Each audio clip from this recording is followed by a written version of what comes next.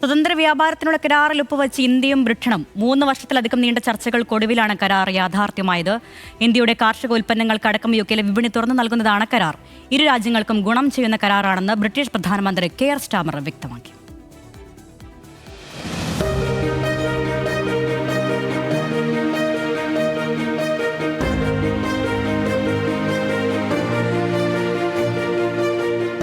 വർഷത്തിനിടെ ഒരു വികസിത രാജ്യവുമായി ഇന്ത്യ ഒപ്പുവെക്കുന്ന ആദ്യത്തെ ഉഭയകക്ഷി വ്യാപാര കരാറാണ് ബ്രിട്ടനുമായുള്ള സ്വതന്ത്ര വ്യാപാര കരാർ. 3 വർഷത്തെ ചർച്ചകൾക്കൊടുവിൽ കഴിഞ്ഞ മെയ് മാസത്തിലാണ് കരാറിൽ ധാരണയായത്. ചെക്കേഴ്സ് എസ്റ്റേറ്റിൽ പ്രധാനമന്ത്രി നരേന്ദ്രമോദിയുടെയും ബ്രിട്ടീഷ് പ്രധാനമന്ത്രി കെയർ സ്റ്റാമറുടെയും സാന്നിധ്യത്തിൽ വാണിജ്യമന്ത്രി പീയൂഷ് ഗോയലും ബ്രിട്ടീഷ് വാണിജ്യമന്ത്രി ജോനാഥൻ റെയ്നോൾഡ്സുമാണ് കരാറിൽ ഒപ്പുവെച്ചത്. 2030 ഇരു രാജ്യങ്ങൾക്കുമിടയിലെ വ്യാപാര മൂല്യം $120 ബില്യൺ വർദ്ധിപ്പിക്കുന്നത് ലക്ഷ്യമിടുന്നതാണ് കരാർ.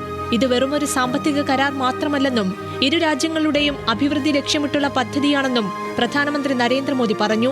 ഇന്ത്യയിലെ യുവാക്കൾ, കർഷകർ, മത്സ്യത്തൊഴിലാളികൾ എന്നിവരും സൂക്ഷ്മ ചെറുകിട ഇടത്തരം സംരംഭങ്ങളുമാണ് കരാറിന്റെ ഏറ്റവും വലിയ ഗുണഭോക്താക്കളെന്നും മോദി കൂട്ടിച്ചേർത്തു. हमारे संबंधों में एक ऐतिहासिक दिवस है. मुझे प्रसन्नता है कि कई वर्षों की मेहनत के बाद आज दोनों देशों के बीच comprehensive economic and trade agreement संपन्न हुआ है.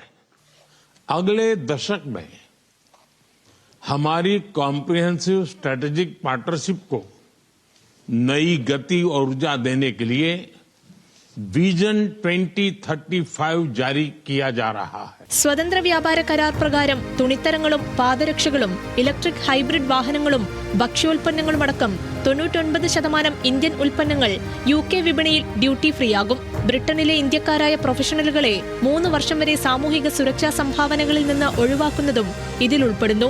UKയിലെ 1000-ലധികം ഇന്ത്യൻ കമ്പനികൾക്കും ജീവനക്കാർക്കും കൂടി ഗുണകരമായ ഇളവുകളാണിത്. ഇന്ത്യയുടെ 6ാമത്തെ വലിയ വിദേശ നിക്ഷേപ രാജ്യമായ ബ്രിട്ടനിലെ കമ്പനികൾക്ക് കൂടുതൽ നിക്ഷേപാവസരങ്ങൾ വാഗ്ദാനം ചെയ്യുന്ന കരാർ 90% ബ്രിട്ടീഷ് ഉൽപ്പന്നങ്ങളുടെയും തീരുവ കുറയ്ക്കും. UK ഉൽപ്പന്നങ്ങളുടെ ഇന്ത്യയിലെ തീരുവ 3% കുറയും. ക്ഷീരോൽപ്പന്നങ്ങൾ, ആപ്പിൾ തുടങ്ങിയവയ്ക്ക് ഇന്ത്യ തീരുവ ഇളവ് നൽകില്ലെന്നും കേന്ദ്ര സർക്കാർ വൃത്തങ്ങൾ വ്യക്തമാക്കി. കരാർ പ്രകാരം സ്കോച്ച് വിസ്കിയുടെയും ജിന്നിന്റെയും ഇറക്കുമതി തീരുവ 150%-ൽ നിന്ന് 75%-ലേക്കാണ് കുറയുന്നത്. 10 വർഷത്തിനുള്ളിൽ ഇത് വീണ്ടും 40%-ആയി കുറയും. UK നിർമ്മിത കാറുകളുടെ തീരുവ ക്വാട്ട സമ്പ്രദായത്തിൽ 10%-ആയി കുറയും. സൗന്ദര്യവർദ്ധക വസ്തുക്കൾ, ചോക്ലേറ്റുകൾ, ബിസ്ക്കറ്റുകൾ, മെഡിക്കൽ ഉപകരണങ്ങൾ എന്നിവയുൾപ്പെടെ നിരവധി UK ഉൽപ്പന്നങ്ങളുടെയും തീരുവ കുറയും.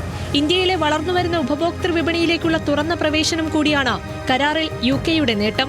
ഉഭയകക്ഷി വ്യാപാരം ശക്തിപ്പെടുത്തുന്നതിനപ്പുറം ഇരു രാജ്യങ്ങൾക്കുമിടയിലെ സമഗ്രവും തന്ത്രപരവുമായ പങ്കാളിത്തമാണ് കരാറിലൂടെ ഇന്ത്യ ലക്ഷ്യമിടുന്നത്. National desk, news Malayalam.